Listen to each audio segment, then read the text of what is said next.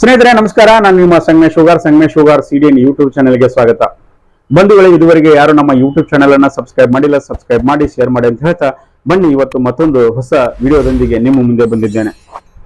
ಬಂಧುಗಳೇ, ನೀವೆಲ್ಲ ಫೆಬ್ರವರಿ 8ನೇ ತಾರೀಕು ದೇಶದ ಚಿತ್ತ ದೆಹಲಿಯತ್ತ ಅನ್ನುವ ಹಾಗೆ ದೆಹಲಿಯಲ್ಲಿ ನಡೆದಂತ ವಿಧಾನಸಭಾ ಚುನಾವಣೆಯ ಫಲಿತಾಂಶವನ್ನು ನೀವೆಲ್ಲರೂ ಕೂಡ ನೋಡಿರ್ತೀರಿ. ಬಹಳಷ್ಟು ಉತ್ಸಾಹದಿಂದ ಉತ್ಸುಕತೆಯಿಂದ ಪ್ರತಿಯೊಬ್ಬರು ಕೂಡ ಅದನ್ನ ನೋಡಿರ್ತೀರಿ. ಸೊ ಇವತ್ತು ನಾನು ಫೆಬ್ರವರಿ 8ನೇ ತಾರೀಕು ನಡೆದಂತ ಚುನಾವಣೆಯ ಬಗ್ಗೆ ಕುರಿತು ಒಂದಿಷ್ಟು ವಿಚಾರಗಳನ್ನ ನಿಮ್ಮ ಜೊತೆಗೆ ಹಂಚಿಕೊಳ್ತೀನಿ. ಹಾಗೆ ದೆಹಲಿಯ ಇತಿಹಾಸ, ದೆಹಲಿಯಲ್ಲಿ ರಾಜಕೀಯ ಬೆಳೆದು ಬಂದ ದಾರಿ 1947ರಿಂದ ಇಲ್ಲಿವರೆಗೆ, ಅಂದ್ರೆ ಸ್ವಾತಂತ್ರ್ಯ ನಂತರದ ದಿನಗಳಿಂದ ಇಟ್ಕೊಂಡು ಇಲ್ಲಿವರೆಗೆ ದೆಹಲಿಯಲ್ಲಿ ಹೇಗೆಲ್ಲ ಆಡಳಿತ ನಡೆಯಿತು, ದೆಹಲಿ ವಿಧಾನಸಭಾ ಚುನಾವಣೆ ಯಾವ ಪಕ್ಷಗಳು ಸ್ಪರ್ಧಿಸಿದವು, ಮತ್ತೆ ಯಾವ ಪಕ್ಷಗಳು ಆಡಳಿತ ನಡೆಸಿದವು, ಯಾವ ಪಕ್ಷದ ಅಭ್ಯರ್ಥಿ ದೆಹಲಿ ವಿಧಾನಸಭೆಯ ಚುನಾವಣೆಯ ನೇತೃತ್ವ ವಹಿಸಿದ್ರು ಮತ್ತು ಅಂದಿನ ಮುಖ್ಯಮಂತ್ರಿಯಾಗಿ ಕಾರ್ಯನಿರ್ವಹಿಸಿದ್ರು ಅನ್ನೋದ್ರ ಬಗ್ಗೆ ಕುರಿತು ಸಂಪೂರ್ಣವಾದಂತಹ ಮಾಹಿತಿಯನ್ನು ನಾನು ನಿಮ್ಮ ಜೊತೆಗೆ ಹಂಚಿಕೊಳ್ತಾ ಹೋಗ್ತೀನಿ. ಸೊ ಬನ್ನಿ, ದೆಹಲಿಯ ಇತಿಹಾಸವನ್ನ ನಾವು ನೋಡ್ಕೊಂಡು ಬರೋಣ. ಮೊದಲಿಗೆ ದೆಹಲಿ ಇತಿಹಾಸವನ್ನ ನೋಡ್ಕೊಂಡು ಬರೋಣ, ನಂತರ ಮತ್ತಷ್ಟು ವಿಷಯಗಳನ್ನ ನಿಮ್ಮ ಜೊತೆಗೆ ನಾನು ಹಂಚಿಕೊಳ್ತಾ ಹೋಗ್ತೀನಿ. ಸೊ ಮೊದಲಿಗೆ ದೆಹಲಿ ಇತಿಹಾಸವನ್ನ ನೋಡೋದಾದ್ರೆ, ದೆಹಲಿ ಭಾರತದ ಪ್ರಮುಖ ನಗರಗಳಲ್ಲಿ ಒಂದಾಗಿದೆ. ಐತಿಹಾಸಿಕವಾಗಿ ಹಲವು ಸಾಮ್ರಾಜ್ಯಗಳ ರಾಜಧಾನಿ ಕೂಡ ಆಗಿತ್ತು. 1947ರಲ್ಲಿ ಭಾರತ ಸ್ವಾತಂತ್ರ್ಯ ಪಡೆದ ನಂತರ ದೆಹಲಿ ಕೇಂದ್ರಾಡಳಿತ ಪ್ರದೇಶವಾಗಿ ಕಾರ್ಯನಿರ್ವಹಿಸುತ್ತಿತ್ತು. 1991ರಲ್ಲಿ ದೆಹಲಿ ರಾಷ್ಟ್ರೀಯ ರಾಜಧಾನಿ, ಅಂದ್ರೆ ರಾಷ್ಟ್ರೀಯ ರಾಜಧಾನಿ ಪ್ರದೇಶ ಅಂತೇಳಿ ಘೋಷಿಸಲ್ಪಟ್ಟಿತ್ತು ಎಂಬ ವಿಶೇಷ ಸ್ಥಾನಮಾನವನ್ನು ಕೂಡ ಪಡೆದು ತನ್ನದೇ ಆದಂತಹ ವಿಧಾನಸಭೆಯನ್ನು ಹೊಂದಿತ್ತು, ಸರ್ಕಾರವನ್ನು ಹೊಂದಿತ್ತು ಅಂತ ಹೇಳ್ಬೋದು. 1993ರಲ್ಲಿ ಮೊದಲ ಬಾರಿಗೆ ವಿಧಾನಸಭಾ ಚುನಾವಣೆ ದೆಹಲಿಯಲ್ಲಿ ಜರುಗುತ್ತಿದೆ. 1993ರಲ್ಲಿ ವಿಧಾನಸಭಾ ಚುನಾವಣೆ ಜರುಗುವ ಮುಂಚೆ ಸ್ವಾತಂತ್ರ್ಯ ನಂತರದಲ್ಲಿ ದೆಹಲಿಯ ಆಡಳಿತವನ್ನು ಕುರಿತು ದೆಹಲಿಯಲ್ಲಿ 1956ರಲ್ಲಿ ಕೇಂದ್ರಾಡಳಿತ ಪ್ರದೇಶ ಅಂತ ಹೇಳಿ ಘೋಷಿಸಲ್ಪಡ್ತೈತಿ. ಮೊದಲದು ಕೇಂದ್ರಾಡಳಿತ ಪ್ರದೇಶ ಅಂತ ಹೇಳಿ ಘೋಷಿಸಲ್ಪಡ್ತೈತಿ. 91ರಲ್ಲಿ ದೆಹಲಿ ರಾಷ್ಟ್ರೀಯ ರಾಜಧಾನಿ ಪ್ರದೇಶ ಅಂತೇಳಿ ಘೋಷಿಸಲ್ಪಡ್ತೈತಿ. ನಂತರ ವಿಶೇಷ ಸ್ಥಾನವನ್ನ ಪಡೆದ ನಂತರ ಅದು ವಿಧಾನಸಭಾ ಚುನಾವಣೆಯನ್ನೇ ನಡೆಸಲಿಕ್ಕೆ ಅನುಮತಿಯನ್ನು ಪಡೆದುಕೊಳ್ತೈತಿ, ಸರ್ಕಾರವನ್ನ ನಡೆಸಲಿಕ್ಕೆ ಒಂದು ಅನುಮತಿ ಸಿಗುತ್ತೈತೆ ಅಂತ ಹೇಳ್ಬೋದು.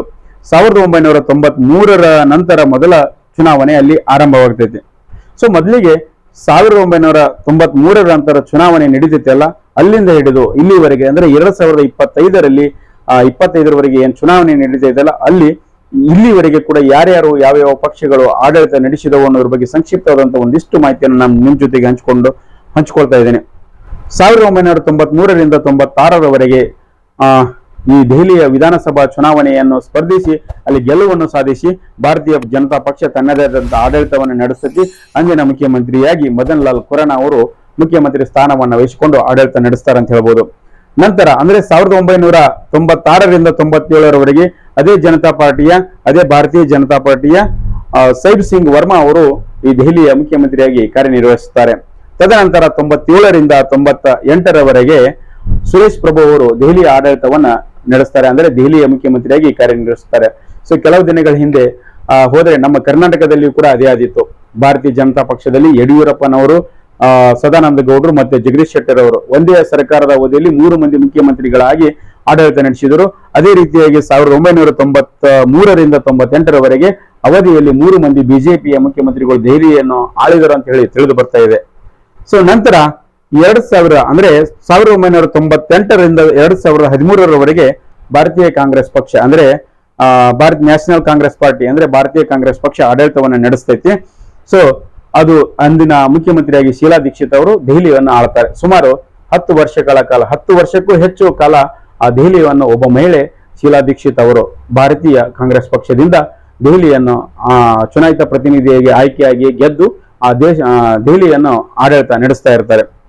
ನಂತರದ ದಿನಗಳಲ್ಲಿ ಡಿಸೆಂಬರ್ 2013ರಿಂದ ಫೆಬ್ರವರಿ 2014ರವರೆಗೆ ಅಂದ್ರೆ ಆಗ ತಾನೇ ಈ ಭ್ರಷ್ಟಾಚಾರ ನಿರ್ಮೂಲನೆ ಮಾಡ್ತೇವಿ, ಭ್ರಷ್ಟಾಚಾರವನ್ನ ತೊಳೆದು ಹಾಕ್ತೇವೆ ಅಂತ ಹೇಳಿ ಅಣ್ಣಾ ಹಜಾರೆ ಅವರ ಮುಖಾಂತರ, ಅಣ್ಣಾ ಹಜಾರೆ ಅವರು ಒಳಗೊಂಡಂತೆ ಅರವಿಂದ್ ಕೇಜ್ರಿವಾಲ್ ಅವರು, ಅಣ್ಣಾ ಹಜಾರೆ ಅವರು, ನಂತರ ಅನೇಕ ಹಿರಿಯ IAS IPS ದೊಡ್ಡ ನ್ಯಾಯಾಧೀಶರು ಕೂಡಿಕೊಂಡು ಒಂದು ಜನ ಲೋಕಪಾಲ ಮಸೂದೆಯನ್ನು ಜಾರಿಗೆ ತರಬೇಕು, ಜನತಂತ್ರ ವ್ಯವಸ್ಥೆಯಲ್ಲಿ ಒಂದು ಪ್ರಮುಖವಾದಂತಹ ಒಂದು ಕಾಯ್ದೆಯನ್ನು ಜಾರಿಗೆ ತಂದರೆ ಎಲ್ಲವನ್ನು ಜನರ ಮುಂದೆ ಇಟ್ಟು ಆಡಳಿತ ನಡೆಸುವಂತ ಪ್ರಯತ್ನ ಆಗಬೇಕಂತ ಹೋರಾಟ ಮಾಡತಕ್ಕಂಥ ಸಂದರ್ಭದಲ್ಲಿ ಅರವಿಂದ್ ಕೇಜ್ರಿವಾಲ್ ಅವರು ಭ್ರಷ್ಟಾಚಾರ ರಹಿತ ಸರ್ಕಾರವನ್ನ ನಡೆಸ್ತೇವೆ ನಾವು ಅಂತ ಹೇಳಿ ಎಷ್ಟು ಬಹಳಷ್ಟು ಪ್ರಯತ್ನ ಪಟ್ಟು ಬಹಳಷ್ಟು ಹೋರಾಟ ಮಾಡಿ ಅವರು ಆಮ್ ಆದ್ಮಿ ಪಕ್ಷವನ್ನು ಕಟ್ತಾರೆ.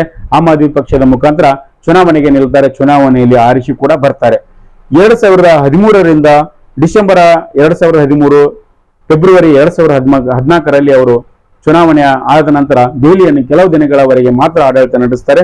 ರಾಜಕೀಯ ಕಾರಣಗಳಿಂದಾಗಿ ಅವರು ಮತ್ತೆ ಅಲ್ಲಿ ಅಂದ್ರೆ 2014ರಿಂದ 2015ರವರೆಗೆ ಅಲ್ಲಿ ರಾಷ್ಟ್ರಪತಿ ಆಡಳಿತ ಜಾರಿಗೆ ಬರ್ತೈತಿ. ತದನಂತರ ಮತ್ತೆ ಮುಂದೆ ಅವರು ಏನ್ ಮಾಡ್ತಾರಪ್ಪ ಅಂತಂದ್ರೆ ಫೆಬ್ರವರಿ 2015ಕ್ಕೆ ಮತ್ತೆ ಅವರು ಚುನಾವಣೆಗೆ ಹೋಗುತ್ತಾರೆ. ಚುನಾವಣೆಗೆ ಹೋಗಿ ಮತ್ತೆ ಪೂರ್ಣ ಬಹುಮತದೊಂದಿಗೆ ಮತ್ತೆ ಗೆದ್ದು ಮತ್ತೆ ಪುನಃ ಅವರು ಏನ್ ಮಾಡ್ತಾರಪ್ಪ ಅಂತಂದ್ರೆ ಆಡಳಿತ ನಡೆಸಲಿಕ್ಕೆ ಬರ್ತಾರೆ. ಅಂದ್ರೆ 2015ರಿಂದ ಹಿಡ್ಕೊಂಡು 2020ರವರೆಗೆ ಪೂರ್ಣ ಬಹುಮತ ಪಡೆಯುವುದರೊಂದಿಗೆ ಸಂಪೂರ್ಣವಾದಂತಹ ಸರ್ಕಾರವನ್ನ ದೆಹಲಿಯಲ್ಲಿ ಆಮ್ ಆದ್ಮಿ ಪಕ್ಷ ಆಡಳಿತ ನಡೆಸತಿ. ಅಂದಿನ ಮುಖ್ಯಮಂತ್ರಿಯಾಗಿ ಅಂದ್ರೆ 2015ರಿಂದ 2020ರವರೆಗೆ ಅಂದಿನ ಮುಖ್ಯಮಂತ್ರಿಯಾಗಿ ಅರವಿಂದ್ ಕೇಜ್ರಿವಾಲ್ ಆಡಳಿತವನ್ನು ನಡೆಸ್ತಾರೆ. ಆ ಸಮಯದಲ್ಲಿ ಬಹಳಷ್ಟು ಸಾಕಷ್ಟು ಜನರಿಗೆ ಒಳ್ಳೆಯ ಕೆಲಸಗಳನ್ನು ಮಾಡುವಂತ ಪ್ರಯತ್ನವನ್ನು ಕೂಡ ಅವರು ಮಾಡ್ತಾರೆ. ನಂತರದ ದಿನಗಳಲ್ಲಿ ಅಂದ್ರೆ 2015ರಿಂದ 2020ರವರೆಗೆ ಒಂದು ಪೀರಿಯಡ್ ಮುಗಿದ ಮೇಲೆ ನೆಕ್ಸ್ಟ್ ಎರಡನೇ ಸಲ ಚುನಾವಣೆ ನಡೆದಂತ ಸಂದರ್ಭದಲ್ಲಿ ಅಂದ್ರೆ ಫೆಬ್ರವರಿ 2020ರಿಂದ ಚುನಾವಣೆ ಆರಂಭ ಆಗುತ್ತೆ. ಅವಾಗ ಕೂಡ ಅವರು ಸಾಕಷ್ಟು ಪೂರ್ಣ ಪ್ರಮಾಣದ ಬಹುಮತವನ್ನು ಪಡೆದುಕೊಂಡು ಮತ್ತೆ ಆಡಳಿತಕ್ಕೆ ಬರುತ್ತಾರೆ. ಅದ ನಂತರ 2025 ಅಂದ್ರೆ 2020ರಿಂದ 25ರವರೆಗೆ ಆಮ್ ಆದ್ಮಿ ಪಕ್ಷ ಈ ಕಾಂಗ್ರೆಸ್ ಅಂದ್ರೆ ದೆಹಲಿಯ ಚುನಾವಣೆಯಲ್ಲಿ ಗೆದ್ದು ಸಂಪೂರ್ಣವಾದಂತಹ ಆಡಳಿತವನ್ನು ನಡೆಸುತ್ತೆ. ಅಂದ್ರೆ ಸುಮಾರು ಮೊದಲನೇ ಬಾರಿಗೆ ಕೆಲವು ದಿನಗಳ ಕಾಲ ಆಡಳಿತ ನಡೆಸಿದರೆ ಎರಡನೇ ಬಾರಿ ಮತ್ತು ಮೂರನೇ ಬಾರಿಗೆ ಸುಮಾರು 10 ವರ್ಷಗಳ ಕಾಲ ಸಂಪೂರ್ಣವಾದಂತಹ ಆಡಳಿತವನ್ನ ಆಮ್ ಆದ್ಮಿ ಪಕ್ಷ ಅಲ್ಲಿ ನಡೆಸುತ್ತದೆ. ಇದೇ ಸಂದರ್ಭದಲ್ಲಿ ದೆಹಲಿಯ ಮುಖ್ಯಮಂತ್ರಿ ಆಗಿರತಕ್ಕಂಥ ಅಂದಿನ ಮುಖ್ಯಮಂತ್ರಿ ಆಗಿರತಕ್ಕಂಥ ದೆಹಲಿಯ ಅರವಿಂದ್ ಕೇಜ್ರಿವಾಲ್ ಆರೋಪಗಳು ಅವರ ಮೇಲೆ ಬರುತ್ತವೆ. ನಿಖರ ಆರೋಪ ಸೇರಿದಂತೆ ಅನೇಕ ಆರೋಪಗಳು ಅವರು ಬಂದ ನಂತರ ಅವರು ಪೊಲೀಸರ ವಶವಾಗಿ ಜೈಲು ಕೂಡ ಸೇರಿ ಬರುತ್ತಾರೆ. ಜೈಲವಾಸ ಕೂಡ ಅಂದ್ರೆ ಶರವಾಸ ಕೂಡ ಅನುಭವಿಸಿ ಬೇಲಿ ಮೇಲೆ ಹೊರಗಡೆ ಬರುತ್ತಾರೆ. ಸೊ ಈಗ ಅಂದ್ರೆ 2025ರ ಚುನಾವಣೆ ಅಂದ್ರೆ ಇದು ದೇಶವನ್ನ ಇಡೀ ಜಗತ್ತೇ ಅಂದ್ರೆ ಇಡೀ ದೇಶವೇ ದೆಹಲಿಯತ್ತ ಕಣ್ಣು ನಟ್ಟು ನೋಡ್ತಕ್ಕಂಥ ಒಂದು ಚುನಾವಣೆ ನಡೀತು ಅಂತ ಹೇಳ್ಬೋದು. ಸೊ ಇದುವರೆಗೆ ನಾವು ಏನ್ ನೋಡಿದೆಪ್ಪ ಅಂತಂದ್ರೆ 1947ರಿಂದ ಇಲ್ಲಿವರೆಗೆ ದೆಹಲಿಯ ಚುನಾವಣೆ ಹೇಗೆ ನಡೀತು ಮತ್ತು ದೆಹಲಿಯ ಚುನಾವಣೆ ನಡೆದ ನಂತರ ಯಾವ್ಯಾವ ಪಕ್ಷಗಳು ಆಡಳಿತ ನಡೆಸಿದವು ಅನ್ನೋದ್ರ ಬಗ್ಗೆ ನೋಡಿದ್ದೇವೆ. ಅದಕ್ಕಿಂತ ಮುಂಚೆ ಈಗ 2025ರ ಚುನಾವಣೆಯ ಫಲಿತಾಂಶ ಹೇಗಾಯಿತು ಅನ್ನೋದ್ರ ಬಗ್ಗೆ ಕುರಿತ 2025ರ ಚುನಾವಣೆ ದೆಹಲಿಯಲ್ಲಿ ಹೇಗೆ ನಡೀತು ಅನ್ನೋದ್ರ ಬಗ್ಗೆ ಕುರಿತು ನೋಡೋದಕ್ಕಿಂತ ಮುಂಚೆ ಮಾಜಿ ಮುಖ್ಯಮಂತ್ರಿಗಳಾದಂತ ದೆಹಲಿಯ ಮಾಜಿ ಮುಖ್ಯಮಂತ್ರಿಗಳಾದಂತ ಆಮ್ ಆದ್ಮಿ ಪಕ್ಷದ ನಾಯಕರಾದಂತ ಅರವಿಂದ್ ಕೇಜ್ರಿವಾಲ್ ಅವರು ಮೋದಿಯವರನ್ನು ಕುರಿತು ಏನು ಮಾತಾಡಿದರು ಅನ್ನೋದ್ರ ಬಗ್ಗೆ ಕುರಿತು ಒಂದಿಷ್ಟು ವಿಚಾರಗಳನ್ನ ನೋಡ್ಕೊಂಡು ಬರೋಣ. ಅಂದ್ರೆ ಆ ವಿಡಿಯೋವನ್ನು ನೋಡ್ಕೊಂಡು ಬರೋಣ. ನಂತರ ನಾನು ನಿಮ್ಮ ಮುಂದೆ ಮುಂದಿನ ಒಂದು ವಿಚಾರಗಳನ್ನ ನಾನು ಹಂಚಿಕೊಳ್ತಾ ಹೋಗ್ತೀನಿ. ಬನ್ನಿ ನರೇಂದ್ರ ಮೋದಿ ಅವರನ್ನ ಕುರಿತು ಅರವಿಂದ್ ಕೇಜ್ರಿವಾಲ್ ಅವರು ಏನ್ ಹೇಳಿದರು ಅನ್ನೋದ್ರ ಬಗ್ಗೆ ಕುರಿತು ನೋಡ್ಕೊಂಡು ಬರೋಣ ಅಂತ. मैं नरेंद्र मोदी जी को कहना चाहता हूं, मोदी जी इस जन्म में तो आप हमको नहीं हरा सकते दिल्ली के अंदर आम आदमी पार्टी को।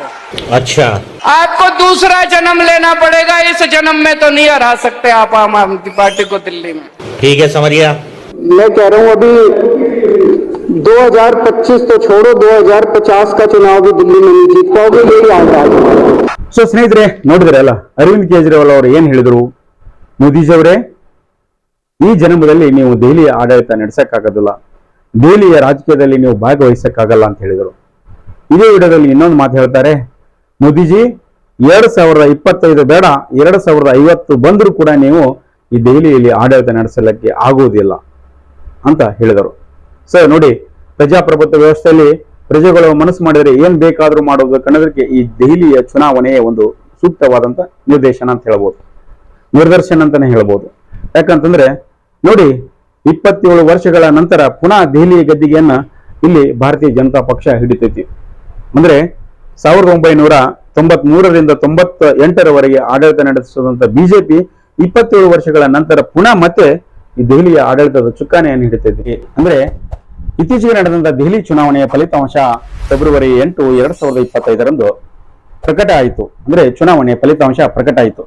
ಸೊ ಫಲಿತಾಂಶದ ನಂತರ ದೆಹಲಿಯ ಒಂದು ಚುನಾವಣೆಯ ಫಲಿತಾಂಶದ ನಂತರ ದೆಹಲಿಯ ಒಂದು ಚಿತ್ರಣವೇ ಬದಲಾಯಿತು ಅಂತ ಹೇಳ್ಬೋದು. ಅನೇಕ ರಾಜಕೀಯ ಪಕ್ಷಗಳು, ಅನೇಕ ರಾಜಕೀಯ ಧುರೀಣರು, ವಿಶ್ಲೇಷಕರು, ರಾಜಕೀಯ ಮುಖಂಡರು ಎಲ್ಲರ ಚಿತ್ತ ದೆಹಲಿಯ ತನ್ನವಾಗಿ ನಡೆದು ಹೋಯಿತು. ಸೊ ಈಗ ನಾವು ಮುಖ್ಯವಾಗಿ ನೋಡುವುದಾದ್ರೆ ದೆಹಲಿಯ ಒಂದು ಚುನಾವಣೆಯ ಫಲಿತಾಂಶ ಹೀಗೆಲ್ಲ ನಡೀತು ಅನ್ನೋದ್ರ ಬಗ್ಗೆ, ಯಾವ ಪಕ್ಷಗಳು ಎಷ್ಟು ಕ್ಯಾಂಡಿಡೇಟ್ ಬಂದ್ರು, ಯಾವ ಪಕ್ಷದಿಂದ ಎಷ್ಟು ಅಭ್ಯರ್ಥಿಗಳು ಆಯ್ಕೆಯಾಗಿ ಬಂದ್ರು ಅನ್ನೋದ್ರ ಬಗ್ಗೆ ಕುರಿತು ನೋಡೋದಾದ್ರೆ, ಬಿಜೆಪಿ ಪಕ್ಷದಿಂದ 48 ಮಂದಿ ಆಯ್ಕೆಯಾಗಿ ಬರ್ತಾರೆ. ಆಮ್ ಆದ್ಮಿ ಪಕ್ಷದಿಂದ 22 ಮಂದಿ ಆಯ್ಕೆ ಆಗ್ತಾರೆ. ಅಂದ್ರೆ 22 ಜನ ಆಮ್ ಆದ್ಮಿ ಪಕ್ಷದಿಂದ, 48 ಜನ ಬಿಜೆಪಿ ಪಕ್ಷದಿಂದ. ಒಟ್ಟು ವೋಟ್ಗಳು ಅಂದ್ರೆ ಒಟ್ಟು ಕ್ಯಾಂಡಿಡೇಟ್ಗಳು ಅಂದ್ರೆ 70 ಜನ ಕ್ಯಾಂಡಿಡೇಟ್ಗಳು. ಶೇಕಡ 70 ಕ್ಯಾಂಡಿಡೇಟ್ ಅಲ್ಲಿ 22 ಆಮ್ ಆದ್ಮಿ ಪಕ್ಷದಿಂದ ಆರಿಸಿ ಬರ್ತಾರೆ, 48 ಜನ ಬಿಜೆಪಿ ಪಕ್ಷದಿಂದ ಆರಿಸಿ ಬರ್ತಾರೆ. ಒಟ್ಟು 70 ಸೀಟುಗಳು. ಅಂದ್ರೆ ಇಲ್ಲಿ ನಾವು ಮುಖ್ಯವಾಗಿ ಗಮನಿಸಬೇಕಾದದ್ದೇಪ್ಪ ಅಂತಂದ್ರೆ, ರಾಷ್ಟ್ರೀಯ ಕಾಂಗ್ರೆಸ್ ಪಕ್ಷ, ನ್ಯಾಷನಲ್ ಕಾಂಗ್ರೆಸ್ ಪಾರ್ಟಿ 0 ಸ್ಥಾನದಲ್ಲಿ ಬಂದು ನಿಲ್ಲುತ್ತದೆ. ಅಂದ್ರೆ ಈ ವಿಧಾನಸಭಾ ಅಂದ್ರೆ ದೆಹಲಿ ವಿಧಾನಸಭಾ ಚುನಾವಣೆಯಲ್ಲಿ ವಿರೋಧ ಪಕ್ಷವಾಗಿ ಆಮ್ ಆದ್ಮಿ ಪಕ್ಷ ಕೆಲಸ ಮಾಡಿದರೆ, ಆಡಳಿತ ಪಕ್ಷವಾಗಿ ದೆಹಲಿ ಬಿಜೆಪಿ ಕೆಲಸ ಮಾಡುತ್ತಂತಾನೆ ಹೇಳ್ಬೋದು. ಸೊ ದೆಹಲಿಯ ಒಂದು ದೇಶದ ಹೃದಯದ ಕೇಂದ್ರ, ದೆಹಲಿಯ ರಾಷ್ಟ್ರ ರಾಜಧಾನಿ. ಈ ದೆಹಲಿಯ ಆಡಳಿತವನ್ನ ಬಿಜೆಪಿ ಪಕ್ಷ ಇನ್ನು ಮುಂದೆ 5 ವರ್ಷಗಳ ಕಾಲ ಆಡಳಿತ ನಡೆಸುತ್ತಂತಾನೆ ಹೇಳ್ಬೋದು. ಆದರೆ ಇಲ್ಲಿ ಒಂದು ಪ್ರಮುಖವಾದಂತ ವಿಷಯ ನಾವು ಏನು ಗಮನಿಸಬೇಕಪ್ಪ ಅಂತಂದ್ರೆ, ಇನ್ನೊಂದು ರಾಷ್ಟ್ರೀಯ ಪಕ್ಷವಾದಂತ ಕಾಂಗ್ರೆಸ್ ಪಕ್ಷ 1 ಸೀಟು ಕೂಡ ಬರದೆ ಅಲ್ಲಿ 0 ಸ್ಥಾನದಲ್ಲಿ ನಿಲ್ಲುತ್ತದೆ.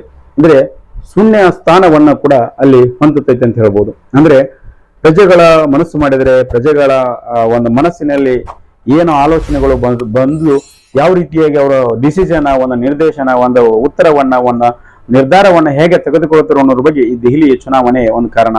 ಓಕೆ, ನೋಡಿದ್ರಲ್ಲ ಈ ದೆಹಲಿಯ ಚುನಾವಣೆ ಹೀಗೆಲ್ಲ ನಡೀತು ಅನ್ನೋದ್ರ ಬಗ್ಗೆ ಬಹಳಷ್ಟು ವಿಷಯಗಳನ್ನ ನಾನು ನಿಮ್ ಜೊತೆಗೆ ಹಂಚಿಕೊಂಡಿದ್ದೀನಿ. ಮತ್ತೆ ಇನ್ನ ಪ್ರಮುಖವಾಗಿ ನಾವು ನೋಡೋದಾದ್ರೆ, ಈ ದೆಹಲಿಯ ಚುನಾವಣೆಯಲ್ಲಿ ಅರವಿಂದ್ ಕೇಜ್ರಿವಾಲ್ ಅವರ ಪಕ್ಷ ಅಂದ್ರೆ ಆಮ್ ಆದ್ಮಿ ಪಕ್ಷ ಸೋಲಿಗೆ ಏನೇನು ಕಾರಣ ಅಂತ ಹೇಳಿ ನೋಡೋದಾದ್ರೆ, ಪ್ರಮುಖವಾದಂತ ವಿಷಯಗಳು ಸಾಕಷ್ಟು ವಿಷಯಗಳಿವೆ. ಅದರಲ್ಲಿ ಒಂದಿಷ್ಟು ವಿಚಾರಗಳನ್ನ ನಾನು ನಿಮ್ ಜೊತೆಗೆ ಹಂಚಿಕೊಳ್ತೀನಿ. ಮುಖ್ಯವಾಗಿ ಪಕ್ಷದ ಆಂತರಿಕ ಕಲಹ. ಸೊ ಈ ಆಮ್ ಆದ್ಮಿ ಪಕ್ಷದಲ್ಲಿ ಅನೇಕ ಆಂತರಿಕ ಕಲಹಗಳು ಇದ್ದವು. ಚುನಾವಣೆಯ ಸಮಯದಲ್ಲಿ ಪಕ್ಷದ ಆಂತರಿಕ ಕಲಹಗಳು ಬಹಿರಂಗವಾಗಿ ಹೊರಬಂದು. ಉದಾಹರಣೆಗೆ ಹೇಳಬೇಕಪ್ಪ ಅಂತಂದ್ರೆ, ಎಎಪಿ ಸಂಸದೆ ಸ್ವಾತಿ ಮಲಿವಾಲ್ ಅವರು ಕೇಜ್ರಿವಾಲ್ ಅವರ ವಿರುದ್ಧ ಪ್ರತಿಭಟನೆ ನಡೆಸಿ ಅವರ ಮನೆಯ ಮುಂದೆ ಕಸ ಚೆಲ್ಲಿದಂತ ಘಟನೆ ಕೂಡ ನಡೆದಿದೆ. ಇದು ಪಕ್ಷದ ಆಂತರಿಕ ಅಸಮಾಧಾನಕ್ಕೆ ಕೂಡ ಕಾರಣವಾಯಿತು.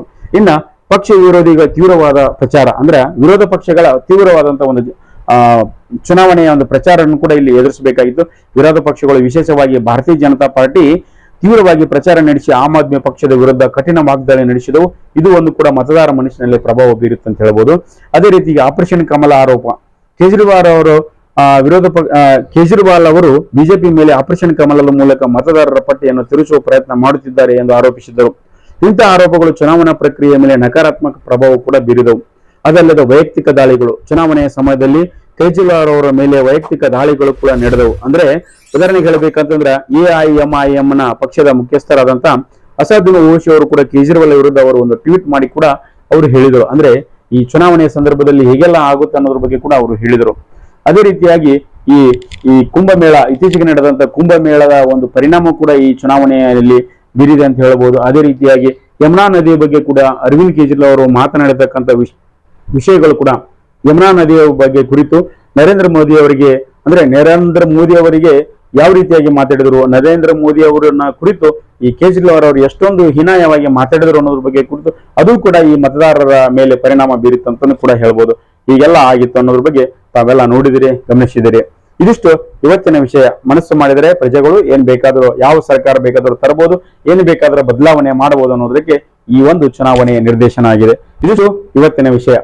ಈ ವಿಡಿಯೋ ಹೇಗೆ ಅನಿಸ್ತು ಅನ್ನೋದ್ರ ಬಗ್ಗೆ ನಮ್ಮ ಕಮೆಂಟ್ ಬಾಕ್ಸ್ ಅಲ್ಲಿ ಬರೆದು ಕಳಿಸಿ. ಮತ್ತೊಂದು ವಿಷಯದೊಂದಿಗೆ ನಿಮ್ಮ ಮುಂದೆ ಮುಂದಿನ ವಿಡಿಯೋದಲ್ಲಿ ಬರ್ತೀನಿ. ಅಲ್ಲಿವರೆಗೆ ನಮಸ್ಕಾರ, ಧನ್ಯವಾದ.